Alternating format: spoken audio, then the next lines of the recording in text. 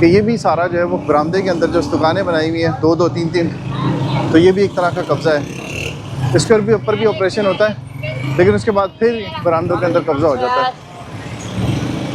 ये देखें, इस तरह से जब लोग मोड़ना शुरू करते हैं गाड़ियों को, तो ये भी कंजेशन का सबब बनती है। सारी की सारी ट्रैफिक डिस्टर्ब हुई हुई है इन भाई साहब के मोड़ काटने की वजह से।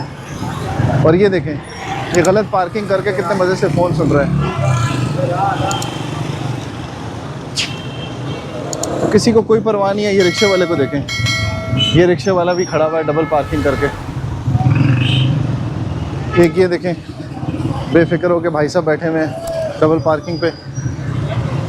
ट्रैफिक की जो कंजेशन है वो सबसे बड़ी वजह ये होती है सिटी सदर रोड में, सबसे बड़ी वजह है ये देखें, ये रेड़ा खड़ा कर दिया इसने, और अच्छी खासी जगह है यहाँ पे, इसने ये रेड़ा खड़ा करके ये रोड ब्लॉक की हुई है।